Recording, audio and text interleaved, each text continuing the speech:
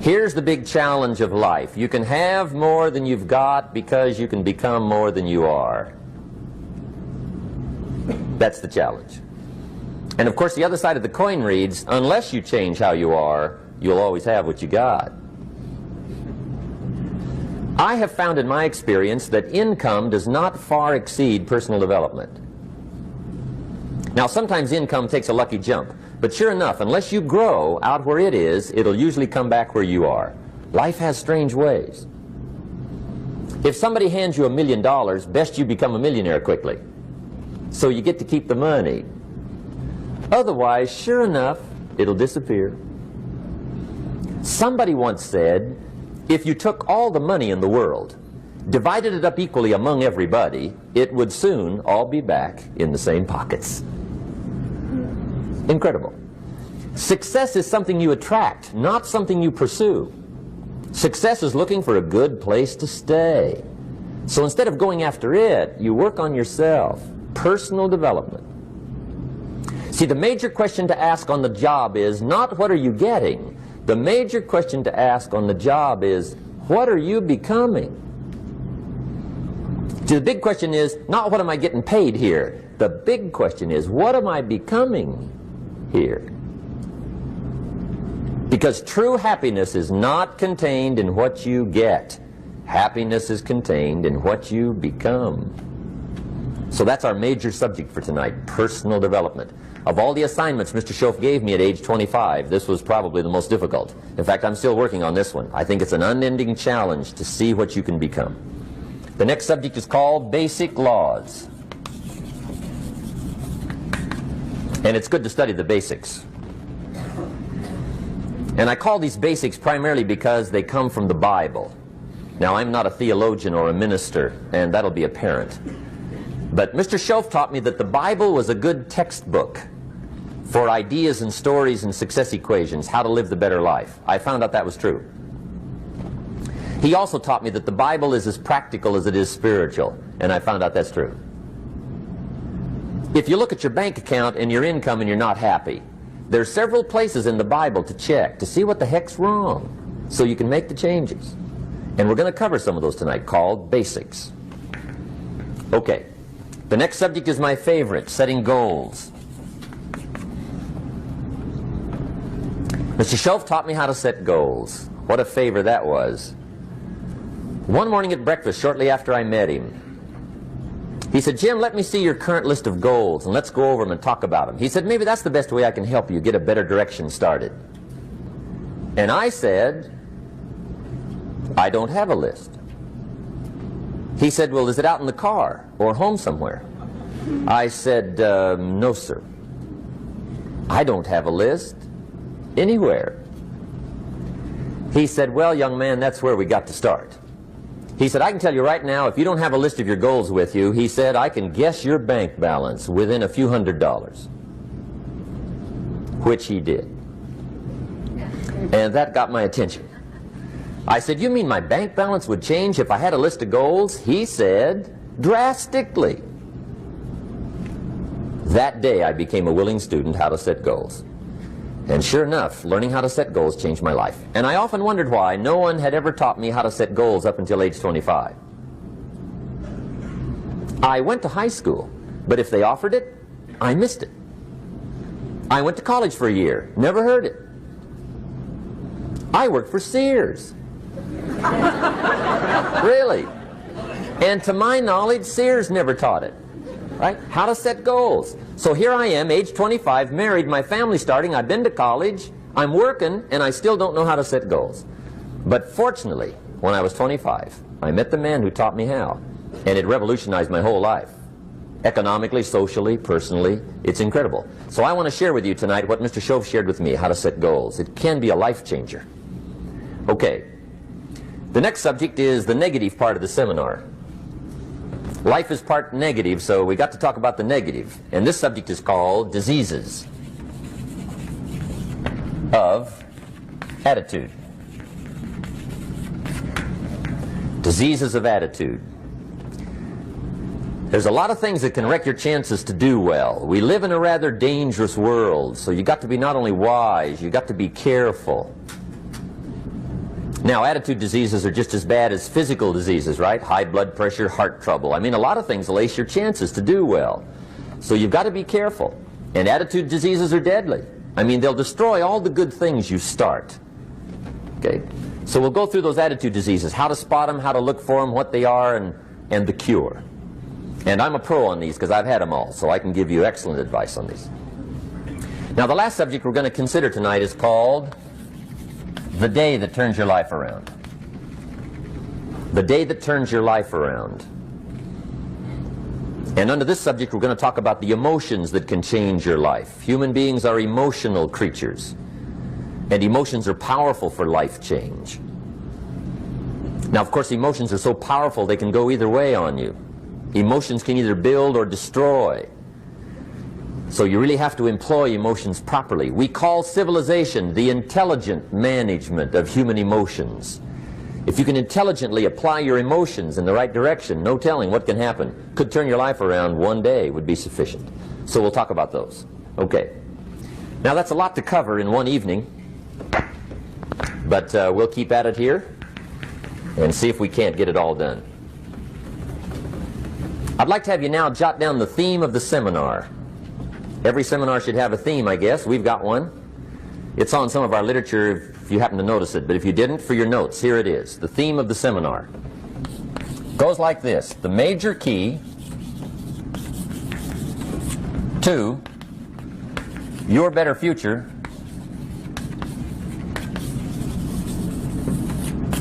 is you. That's the theme of our seminar tonight. The major key to your better future is you. And I'd like to have you underline two words just to give it some added punch. Underline the word major and the word you, so that it reads, the major key to your better future is you. Now, my first suggestion is transfer this to a card or something where you can put it up, where you can see it every day. Preferably put it up where you can see it at the beginning of the day, before you go off to put the day together. This is a good phrase just to glance at, to keep in mind as you're putting the day together. It's called the silent seminar. If you'll just let this talk to you during the day, I found it to be tremendously helpful. The major key to your better future is you. For a big share of my life now, I didn't have this one quite figured out. Among a lot of things I didn't have quite figured out. Many things used to puzzle me back in those early days. I used to wonder why two people could work for the same company, one make twice as much money. Now, see, that used to puzzle me. And maybe they were the same age, graduated from the same school, live in the same community, work for the same company, with the same products and the same services. They've got the same traffic, the same problems, and one makes $1,000 a month, the other one makes $2,000 a month. Now that was my puzzling question. Why would this long list be the same and the money twice as much?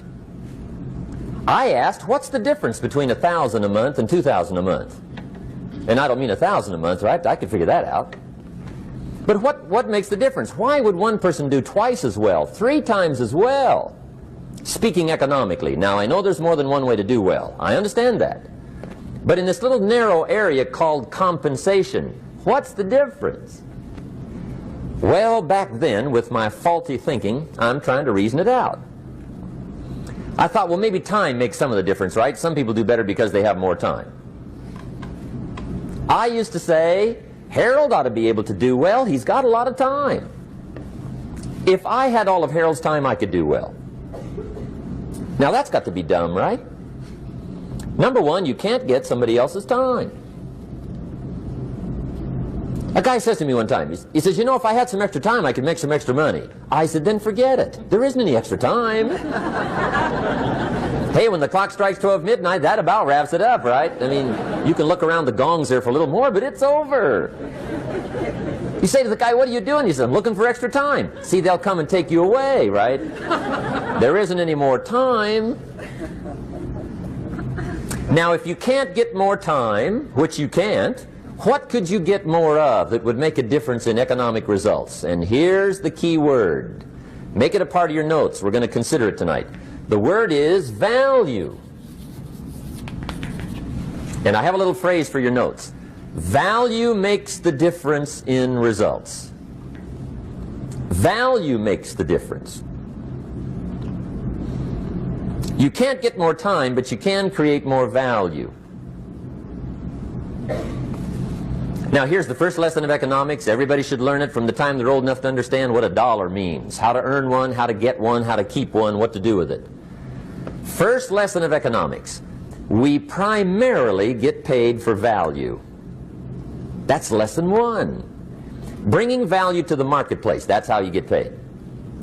You don't get paid for the time. I know it takes time to bring value to the marketplace, but you get paid for the value, not the time. Now, since that's true, here's one of the key questions of the evening. Is it possible to become twice as valuable at the marketplace and make twice as much money in the same time? Could you become 3 times as valuable? Make 3 times as much money in the same time? Is that possible?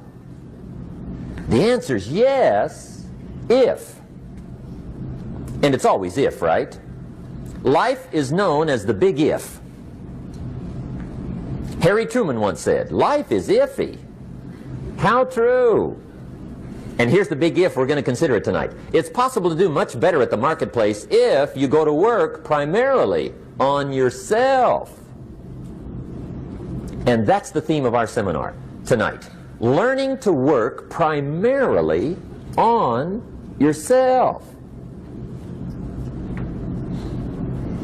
People have asked me for the last 24 years, how do you develop an above average income? And the answer is, become an above average person. Develop an above average handshake. Some people want to be successful, they don't even work on their handshake. As easy as that would be to start on. They let it slide, they don't understand. Develop an above average smile. Develop an above average excitement. Develop an above average interest in other people. Develop an above average intensity to win. See, that'll change everything. Probably one of the most frustrating experiences in life is looking for an above average job with above average pay without becoming an above average person. It's called frustration.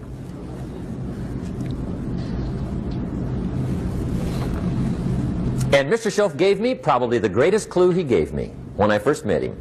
He said, Jim, if you want to be wealthy and happy the rest of your life, just learn this lesson well.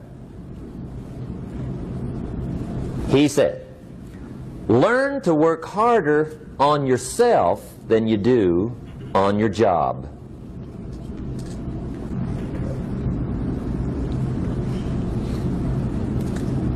Then Mr. Shelf gave me probably one of the most important clues among so many things he taught me, but this was in those early days.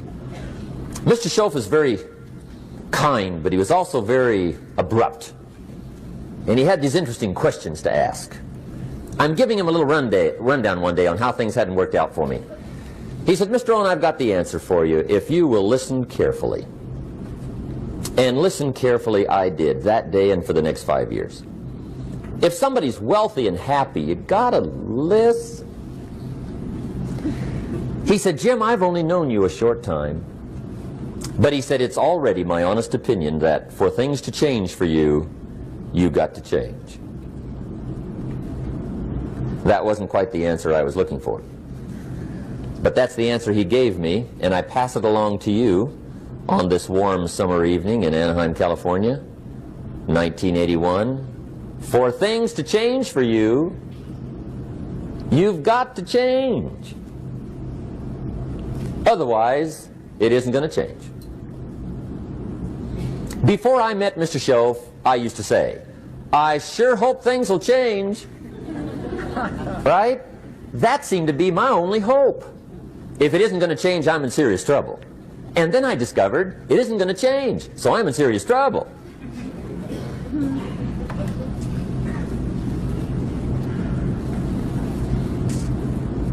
See, I can tell you what the 80s are going to be like. You have dropped into the right place. I did a seminar one time for Standard Oil executives and management in Honolulu.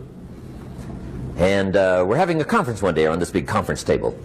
And one of them said to me, Mr. Rohn, you know some fairly important people halfway around the world. What do you think the 80s are going to be like? I said, gentlemen, I do know the right people. I can tell you. So they all listened very carefully. And I said, gentlemen, based on my wide experience, I can really honestly say to you, in my opinion, in the 80s, it's going to be about like it's always been. Aren't you glad you came? That's inside. I don't pass that around just everywhere.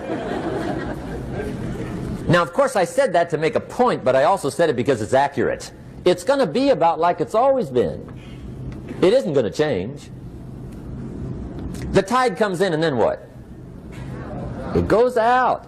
For 6,500 years that we know of, recorded history, and probably long before that. So it is not going to change. It gets light, and then what? It turns dark. 6,500 years. See, it's not likely to change.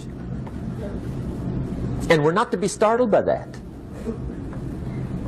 And if the sun goes down, the guy says, what's happened, what's happened? It means he hasn't been here long, I guess, right? It always goes down about this time. The guy says, well, I don't like that arrangement. Well, you got to talk to somebody besides me, right? It gets light, then it turns dark. In rotation, the next season after fall is what? Winter. Pray tell, how often does winter follow fall? Every year regularly for the last 6,500 that we know of. See, it is not going to change. Now, some winters are long, and some are short, and some are hard, and some are easy, but they always come right after falls. It isn't going to change. Sometimes you can figure it out, sometimes there's no way to figure it out. Sometimes it goes well, sometimes it gets in a knot. Sometimes it sails along, sometimes it gets in reverse. See, that's not going to change. The last 6,000 years reads like this: opportunity mixed with difficulty. That's how it reads. It isn't going to change.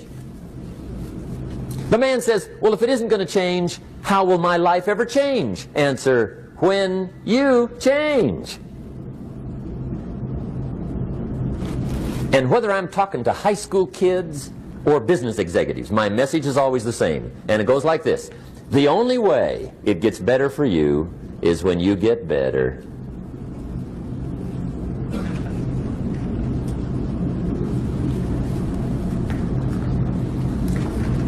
Let me give you the 4 major lessons in life to learn. Here's 4 majors. It's good to study the majors.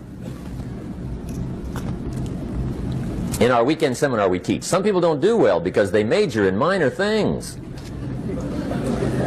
You've got to be on the lookout. At the end of every week, end of every month, you've got to check, make sure you're not spending major time on minor things. Okay, we go through that whole series. Majors and minors. Now, let me give you 2 phrases before we get to the 4 majors. This will set it up and you'll see where I'm going. 2 key phrases for your notes. Here's the first one. Life and business is like the changing seasons. That's the first phrase. Life and business is like the changing seasons. One of the best ways to describe life, it's like the seasons. Frank Sinatra sings, life is like the seasons. Now here's the second phrase. Very important. You cannot change the seasons, but you can change yourself. You can't change the seasons, but you can change yourself. And see, that's how life gets better for you, not by chance, but by change. Now, here's the 4 major lessons in life to learn. I've got my first book finished, came out a couple of weeks ago. This is in it, the 4 major lessons in life to learn. Here they are. Number 1, learn how to handle the winters. That's lesson 1. They come right after falls, with regularity. Some are long, and some are short, and some are hard, and some are easy, but they keep coming. You must learn to handle the nights. They come right after days. You must learn to handle difficulty. It comes right after opportunity. You must learn to handle recessions. They always follow progressions for the last 6,000. See, it isn't going to change. The lesson you must learn is how to handle it. And there's all kinds of winters, right? The winter when you can't figure it out. The winter when it all goes smash. The winter when it turns belly up. The winter when it won't work, when you've run out of money and you've got a broken heart. See, those are winter times. There's all kinds. Economic winters, social winters, personal winters. When your heart is smashed in 1,000 pieces and the nights are unusually long, your prayers seem to go no higher than your head. It's wintertime. Barbra Streisand sings, "It used to be so natural to talk about forever, but used to be's don't count anymore. They just lay on the floor till we sweep them away. You don't sing me love songs, and you don't say you need me, and you don't bring me flowers anymore." A song of winter. But see, the disappointments come. Those are normal. That's part of life. But the question is, how do you handle it? How do you handle the coming winters and the disappointments and the downtimes? Well, you can't get rid of January by tearing it off the calendar. But here's what you can do. You can get stronger, you can get wiser, and you can get better. The winters won't change, but you can. And that's how life changes for you. See, before I understood, when it was winter, I used to wish it was summer. I didn't understand. When it was hard, I used to wish it was easy. I didn't know. And then Mr. Schoaf gave me a part of his very unique philosophy when he said, "Don't wish it was easier, wish you were better." See, that triggered my whole life change. Don't wish for less problems, wish for more skills. Don't wish for less challenge, wish for more wisdom. That's the key. So that's lesson one, learn how to handle the winters. Here's lesson two, learn how to take advantage of the spring. That's the second one. Spring is called opportunity. And spring follows winter. What a great place for it. If you were going to put it somewhere, that'd be the place to put it, right after winter.